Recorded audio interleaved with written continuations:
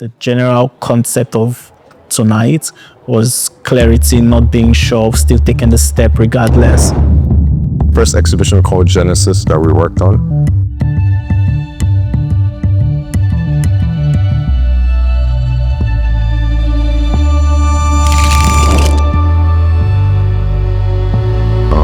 Yeah, like this was the first time I got to showcase my art to the public.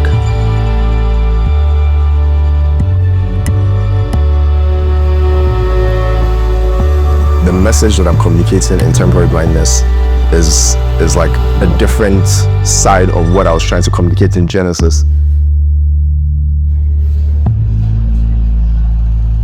I wanted to give up on art for a bit.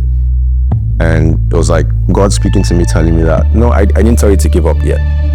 You're still gonna do stuff. So, and immediately when I heard that, the name Temporary Blindness came about.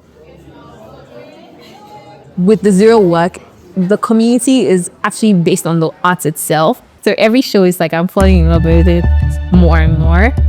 So I think the community part is also for us and energizing us for the work, but also for hoping that people leave better than they came in terms of like their minds are challenged. When he reached out via email and it said Zero Resistance, I didn't know who it was at first. So explaining how that name came about, I just thought it was really cool that it had to do with his faith. Zero Resistance, yeah. So this is a Christian collective. We try as much as possible to use art as a way to communicate God's love for humanity.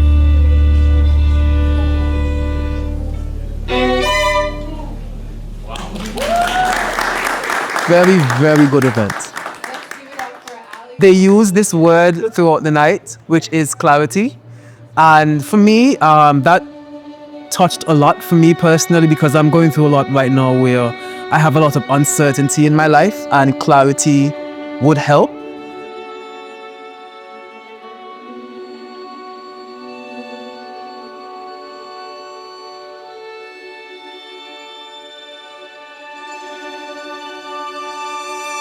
I'm really impressed by like the color coordination, the fact that it was put together by multiple artists and the way that it blends together. Like it's hard to tell that it's multiple artists. It looks like it was put together by one artist.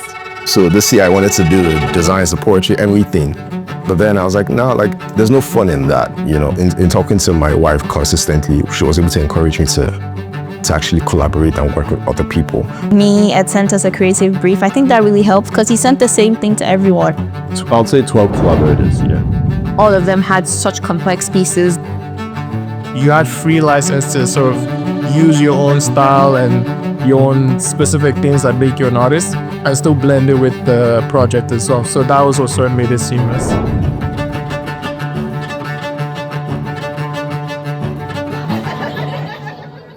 As someone that's not always, like I'm present, but as some people would say, they actually do see me sometimes and they don't. I was like, oh wow, that's me in arts. And I can't wait I took some pictures of the actual poetry that was attached to the art.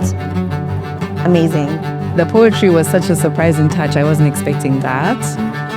Plus the violin, it was... I like how the poet described the piece and how every word he used was also in collaboration with the piece itself.